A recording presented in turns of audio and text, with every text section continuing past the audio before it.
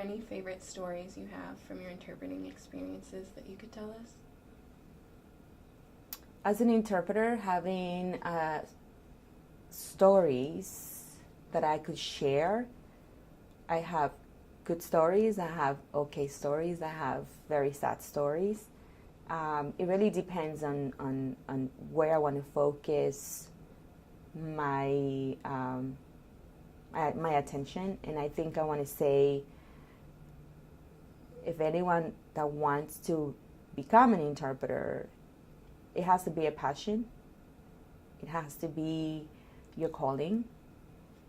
There's no money that can compensate the emotional aspect and the energy draining that happens. So I would say my favorite story would be just the trauma accidents when they come in the emergency. And I think I was running into the trauma room, and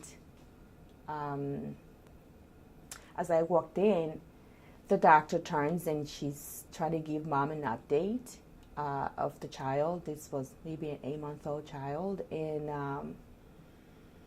as she's just saying, we just did some IV on her. He shows her beep, and then the doctor turned and looked at mom and said, "I'm sorry, your child's dead." And I had to interpret that. I had to say, "Señora, su hijo murió," and I had to just say it. So mom collapsed, and why is that my favorite story? Because I was able to be there, deliver the message clearly, and so just having someone that speaks your language, and that is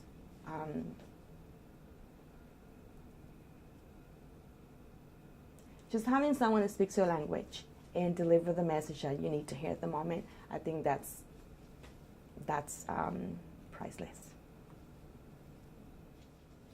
Now, I do have happy stories also. I think my happiest story is when I am in the outpatient clinic and the kid has a cochlear implant and they put the hearing aids for the first time.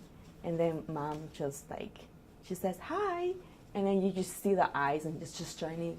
And the baby smiles, or the kid just hears mom for the first time. I'm so lucky because I get to see that almost every day, especially when you develop a connection with the family and you know how long the family has waited for the process of the cochlear implant, the insurance approving that, and then the surgery. So it takes years to actually get to that moment where they turn it on and the kid hears, and then after that they do the speech therapy to develop the language.